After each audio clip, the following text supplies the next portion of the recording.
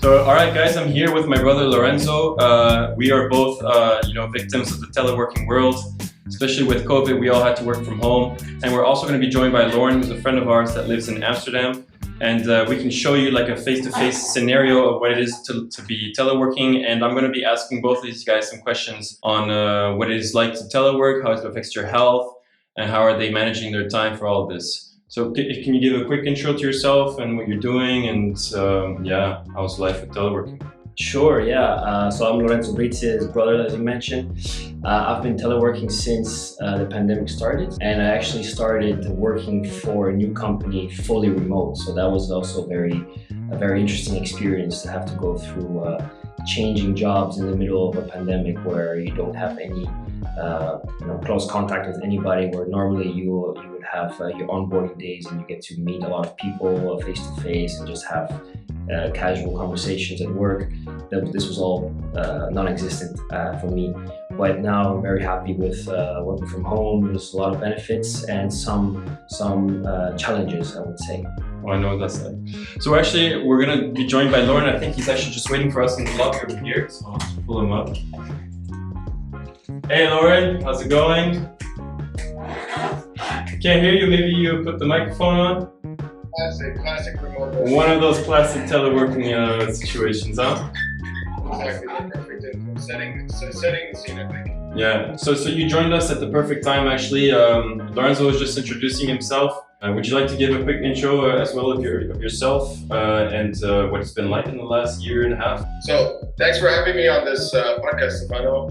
My name is Lauren. I'm 29 years old. I live and work in Amsterdam, and I've been pretty much working remotely since it all went down in March 2020 last year. So since we went into full lockdown, we were all ordered to work from home. And since then, I've of course been doing my best to find ways on how to make it as sustainable and productive as possible. So there are a few things that I implemented in my 50 square meter home here in Amsterdam, knowing that all the apartments are quite small, but of course it is nevertheless a privilege and we're very lucky to have this opportunity. I can't take it seriously. So indeed, I think a year and a half now down the road, or at least a little over a year, I've found a way to make it sustainable and productive working from my 50 square meter home in Amsterdam. That's good. Actually, talking about maintaining productivity, that's one of the questions I wanted to ask both of you guys, and maybe a lot of the people watching will also have the answer to that. Is how has your productivity changed over the last year? Do you feel like you've been more productive, less productive, regarding your work, regarding the work that you're doing with your job, not necessarily outside your work? I'm trying to see how to best address it. Of course, productivity means many things. I think there are many moments in which generally I feel more productive working from home.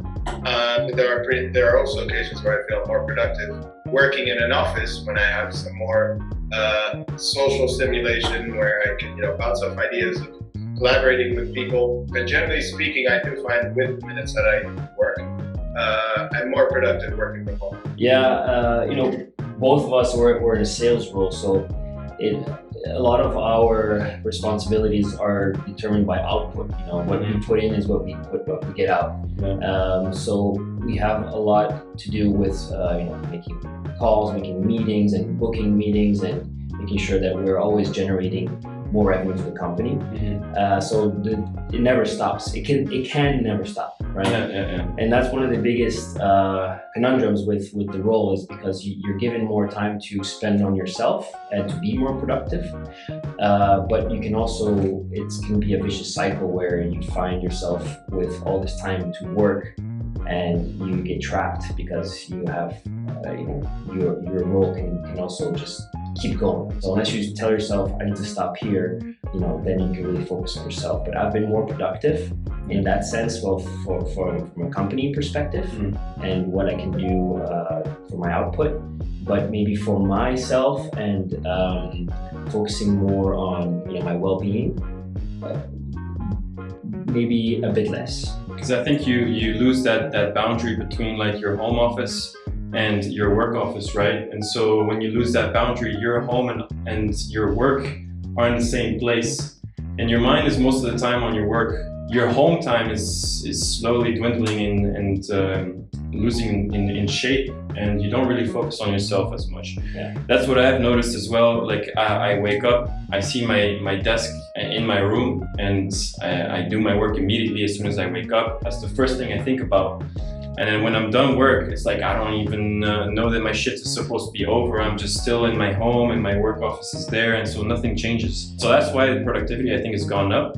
But regarding your personal life productivity and your health and wellness, I think a lot of times we forget about it. One thing that happens when you're teleworking is you seem to have more time on your hands. You don't have to commute to work. You don't have to bike to work.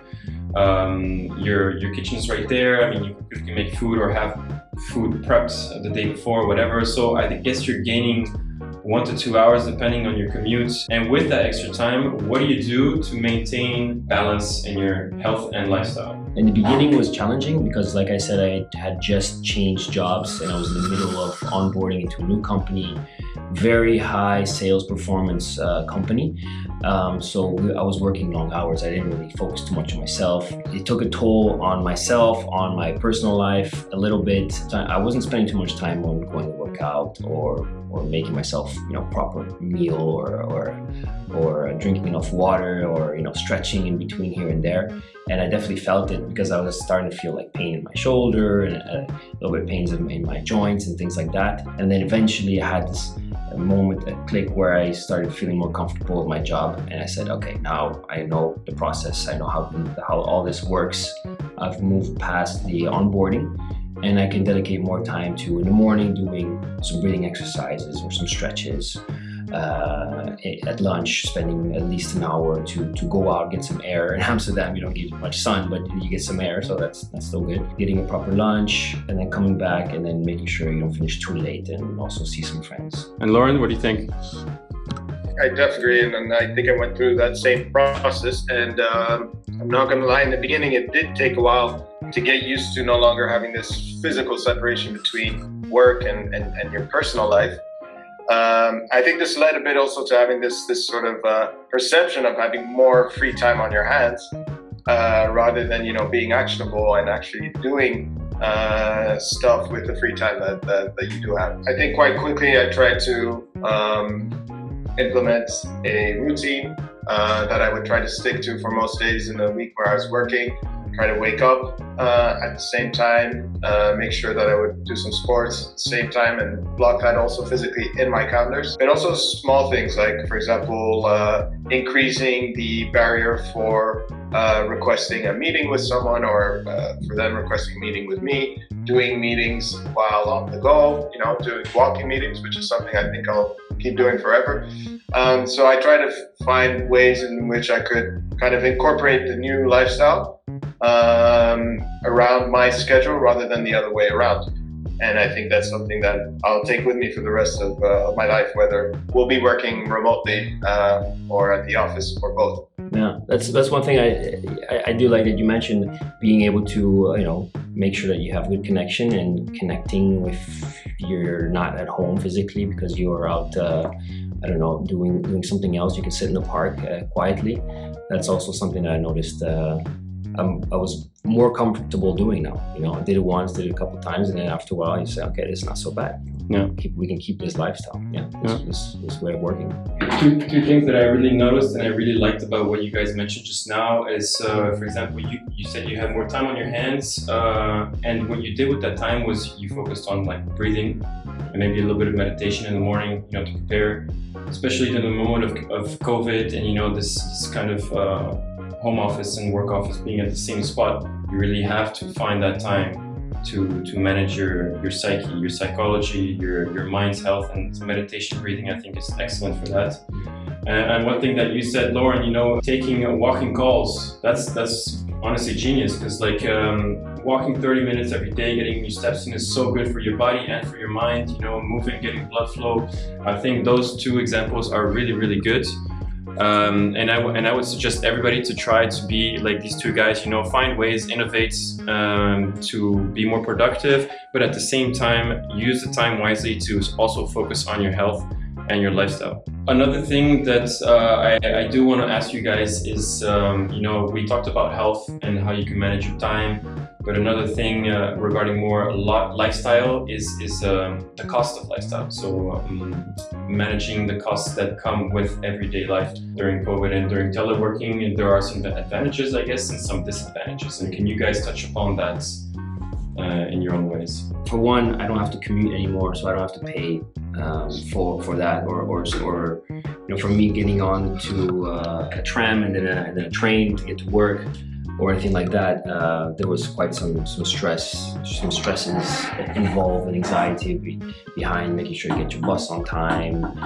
Sometimes I can get claustrophobia, so being around too many people in rush hour can be quite annoying. So that's completely gone, which is an amazing thing, and you don't have to pay for these fares anymore. But on the other side, you have to stay at home longer, so you probably have to pay more for your internet connection. You probably have to, since you're in Amsterdam, it's cold most of the time, you have to increase your heating bill or your electricity gas bill. You're probably, you know, just spending more time on your own at home, to cooking your own meals or going out to buy lunch instead of your company providing you lunches, which is often subsidized by the company. This time around, less. So, you know, I would say overall, probably paying a bit more from working at home for personal expenses. But I think companies have also quickly adjusted or adapted to this. And you know, offered to pay some utilities costs or things like this. So I would say overall cost of living maybe the same, or if not a bit more expensive. So when it comes to cost of living and living costs, I think living costs have of course generally gone up. Moving forward, companies and organizations will have to adjust to the rise in living costs that the pandemic or remote working places on employees. And I think I would predict that that's even going to be one of the most important, or one of the important indicators for employees when searching for an employer, searching for new jobs, is the terms by which organizations help and accommodate for things like the rise in living costs and all the benefits that they can extend despite having their employees working remotely and not on their office premises. Okay, so maybe not just only focused on teleworking, but just working at a desk job or an office job, you know, when you're sitting 24/7. You're at a desk, you're sitting on a chair, or when you're commuting, you're also sitting in your car to drive to work. And when you come back home or when you're done with work, what will you eventually do is you sit down on your couch and you'll watch TV. So by doing that, you are putting yourself in a position on a constant basis that can actually affect your posture and then can give you back pain or any other kind of pain. And I want to know what your guys' point of view is on, are you aware of this? And if you are aware of this, do you do anything to make it better? And what are those things that you do to make it better? Yes, I definitely am aware of it. More and more so. Of course, since you are more into this and you're kind of making it more aware to me as well, and we're doing stretches together and giving me examples of how to do stretches that can help me with this area that you said was the psoas, which I had no idea what the hell was a psoas. It sounded like a Pokemon or something. So now I know what my psoas is, and I can stretch it because I have some exercises to do. But I even went to a chiropractor not too long ago because I was having a lot of pain in my shoulder. And it's probably because, well, he said it was because of how I'm holding my wrist to my desk, and it's not at a 45-degree angle and putting too much strain here because that's my mouse hand. So, you know, he cracked a bunch of bones, and then I felt so much better afterwards. But he also said that, you know, my body's very stiff and my neck is very forward. It's because we're as soon as I'm done typing and doing this, in fact you should have a screen that's like at eye level, I should really get up and walk around and stretch, because right after that I would generally get on my phone and also check mails or Slack messages or anything like this, always to the phone. And that's also where my center of my social center lives, in my phone, right? All of us. So very important was that he said, do these exercises, make sure you take 20-minute breaks every half an hour, or small breaks every so often, so that you can move your neck, you can move your hips and everything. The hardest for me was really in the hips, because I was really stuck in one place and not moving for that many hours. So that's my main takeaway. So as soon as we went into lockdown, luckily I was able to bring in my ergonomic chair from work. So luckily I had that with me on my workspace, and I still do for working. But funny enough, a few months into lockdown, I also went to a chiropractor, because I also noticed certain things about my posture and certain back pain that I was feeling. So he gave me a lot of helpful tips. And I also started giving more shape to my dedicated workspace. I also using my high dining table as a workstation. So I think I spent the majority of my days standing. At least I try to do all my meetings standing. But of course, I'm sure there's room for improvement there. So I think one is acknowledging that spending long periods of time seated, whether it's at our makeshift workstation or on the couch or whatever, we're probably seated more than before. And then once you know that, find some tips and ways in which you can incorporate that and change it. So in my case, luckily I saw a chiropractor, and I tried to implement some of the changes, working with a resistance band at home, for example, doing specific workouts at the gym for my posture, and listening to awesome people like you, Stefano.